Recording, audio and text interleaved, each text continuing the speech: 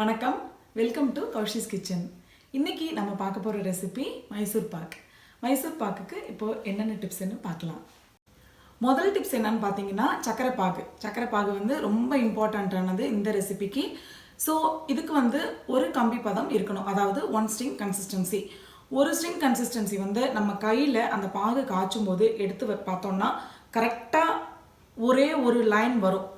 ஒரு லைனுக்கு மேலே விட வேண்டாம். 2 கம்பி வந்ததுன்னா அது என்ன ஆகும்னா கேரமலைஸ்ட் ஆயிரும். கம்பி பதத்துக்கும் கம்மியான அளவில் நம்ம வந்து மாவு வந்து போட ஆரம்பிச்சிட்டோம்னு பார்த்தீங்கன்னா ரொம்ப நேரம் கிளற மாதிரி இருக்கும். அதனால மைசூர் பாக்குக்கு வந்து ஒரு கம்பி பதம் வந்து கரெக்டான பதம். அடுத்தது வந்து சர்க்கரையோட அளவு வந்து 1 கப்பு கடலை மாவுக்கு 2 கப்பு சர்க்கரை. எப்போதுமே எல்லா ஸ்வீட்டுக்குமே நம்ம என்ன பண்ணுவோம்னா 1 கப்புக்கு 2 மடங்கு சர்க்கரை போடுவோம். 2 கப்புக்கு மேலே வந்து உங்களுக்கு இன்னும் ஸ்வீட்டு ஜாஸ்தியாக வேணும்னா நீங்கள் வந்து இன்னும் கொஞ்சம் ஒரு 1/2 கப்பு ஜாஸ்தி சேர்த்துக்கலாம். கரெக்டான அளவு வந்து 1 கப்புக்கு 2 கப்பு சர்க்கரை போட்டுக்கலாம். அடுத்தது வந்து நெய் வந்து 1 கப்பு கடலை மாவுக்கு 1.5லேருந்து 2 கப்பு நெய் கண்டிப்பாக வேணும். நெய் தான் வந்து உங்களுக்கு வந்து அந்த மைசூர் பாக்கோட டெக்ஸ்சர் வந்து நல்லா சாஃப்டாக இருக்கிறதுக்கு ஹெல்ப் பண்ணும். ஸோ நல்லா சூடாக இருக்கிற நெய்யாக வந்து நம்ம வந்து ஆட் பண்ணணும். இன்னொரு டிப்ஸ் என்னென்னு பார்த்தீங்கன்னா, இது ஒரு இன்ட்ரெஸ்டிங்கான டிப்ஸ். இது என்னோடய ஃப்ரெண்டு பவானியோடது. ஸோ அவங்க என்ன சொன்னாங்கன்னா, 1 கப்பு பேசன் ஃப்ளோருக்கு 2.5 கப் வந்து சுகர் போடுறாங்க. அந்த 2.5 கப் சுகரை வந்து 1 ஸ்ட்ரிங் கன்சிஸ்டன்சி பாகு குக்கரில் வந்து பண்ணுறாங்க. ஸோ 2.5 கப் சுகருக்கு 3/4 கப்பு தண்ணி. ஸோ வச்சுட்டு 4 விசில்ஸ் வந்து வச்சு விசில் வந்து ஃபோர்ஸ் பண்ணி எடுத்துடுறாங்க. எடுத்ததுக்கப்புறம் பார்த்தீங்கன்னா நீங்கள் கன்சிஸ்டன்சி வந்து செக் பண்ணவே வேண்டாம். It is 1 string consistency.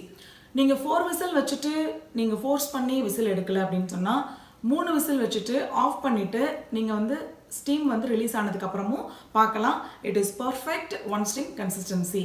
நீங்களும் இந்த செஞ்சு பாருங்கள். நானும் அடுத்த வீடியோவில் வந்து இந்த மைசூர் பாக்கு வந்து குக்கரில் வந்து கன்சிஸ்டன்சி எப்படின்னு வருதுன்னு பார்த்துட்டு நானும் உங்களுக்கு அந்த வீடியோவை போடுறேன்.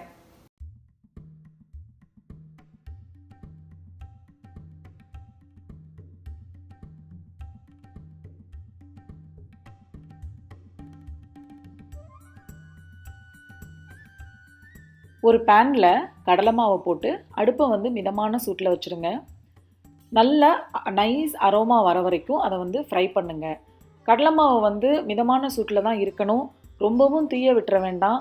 நல்லா சூடாயிட்டு கலர் மாறுறதுக்கு முன்னாடியே நம்ம வந்து அடுப்பை விட்டு இறக்கிடணும். ரொம்ப வந்து சூடானுச்சுன்னா அடியில் வந்து தீ பிடிக்க ஆரம்பிச்சிடும். அதே மாதிரி விடாமல் வந்து கிளறிட்டே இருங்க. பிகாஸ் கீழே வந்து என்ன ஆகும்னா கிளறாமல் விட்டிங்கன்னா அடியில் மட்டும் உங்களுக்கு ப்ரௌன் கலர் லேயர் வந்து ஃபார்ம் ஆகிடும். ஸோ மிதமான சூட்டில் நல்லா நைஸ் அரோமா வர வரைக்கும் அந்த கடலை மாவை வறுத்து எடுத்துட்டு தனியாக எடுத்து வச்சு ஆற வச்சுடுங்க. கடலை மாவு நல்லா ஆறுனதுக்கு அப்புறமா சல்லடையில் அந்த மாவை போட்டு நல்லா சலிச்சு எடுத்துருங்க. குருணை எந்த விதமான திப்பியும் இல்லாமல். இதை சலிச்செடுக்கிறதுக்கு வந்து நல்ல மெல்லிசாக இருக்கிற ஓட்டையாக எடுத்துக்கோங்க. பெரிய ஓட்டையாக எடுத்திங்கன்னா என்ன ஆகும்னா அந்த திப்பிகளும் கீழே விழுறதுக்கான சான்ஸ் இருக்குது.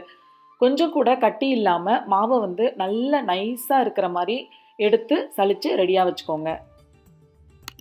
மாவு ரெடி பண்ணிட்டோம். இப்போ நெய் வந்து நல்லா சூடாக இருக்கணும். சூடான நெய்யை தான் வந்து நம்ம பாகு காய்ச்சிட்டு மாவு சேர்க்கும் போது ஆட் பண்ண போகிறோம். அதனால் ஒரு பாத்திரத்தில் நெய்யை வந்து நல்லா சூடு பண்ணி எடுத்து வச்சுக்கோங்க. ஒரு பாத்திரத்தில் சர்க்கரை போட்டு அதுக்கு தேவையான அளவு தண்ணி. இப்போ 2 கப்பு சுகருக்கு நான் வந்து 3/4 கப்பு தண்ணி எடுத்திருக்கேன். நல்ல ஒரு பெரிய கடாயில் சர்க்கரை தண்ணி 2யும் ஆட் பண்ணி நல்லா சுட வைங்க. அது கொஞ்ச நேரத்தில் நல்லா பபுள்ஸ் மாதிரி ஃபார்ம் ஆகும். இதை நல்லா நீங்கள் வந்து அடிக்கடி பார்த்துட்டே இருங்க, கிளறிட்டே இருங்க. இது வந்து ஒரு கம்பி பதம் ரீச் ஆகும்போது கரெக்டாக நம்ம வந்து மாவு சேர்க்க ஆரம்பிச்சிடணும். ஸோ நல்ல பபுள்ஸ் வரும்போது நீங்கள் அப்பப்போ பக்கத்தில் கொஞ்சம் தண்ணி வச்சுக்கோங்க. ஸோ தட் கை சுடும். அதனால தான்.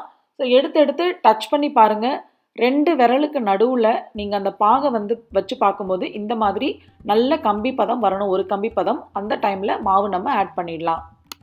பாகு ரெடி ஆகிடுச்சு. அடுப்பை வந்து நல்ல லோ ஃப்ளேமில் வச்சுட்டு மாவை வந்து கொஞ்சம் கொஞ்சமாக சேருங்க. மாவு சேர்க்கும்போது அப்படியே ஃபுல்லாக கொட்டிட வேண்டாம். பிகாஸ் சீக்கிரமாக அது கட்டி ஃபார்ம் ஆகிடும். அதனால் மாவை கூடுமான மட்டும் மெதுவாக சேருங்க. நல்லா கைவிடாமல் கிளறிட்டே இருங்க. அந்த சூடாக நெய் பண்ணி வச்சுருக்கோம் இல்லையா, அதை இப்போ பக்கத்தில் எடுத்து வச்சுக்கோங்க. இப்போ கொஞ்சம் கொஞ்சமாக நம்ம வந்து இந்த கலவையில் சேர்க்க போகிறோம்.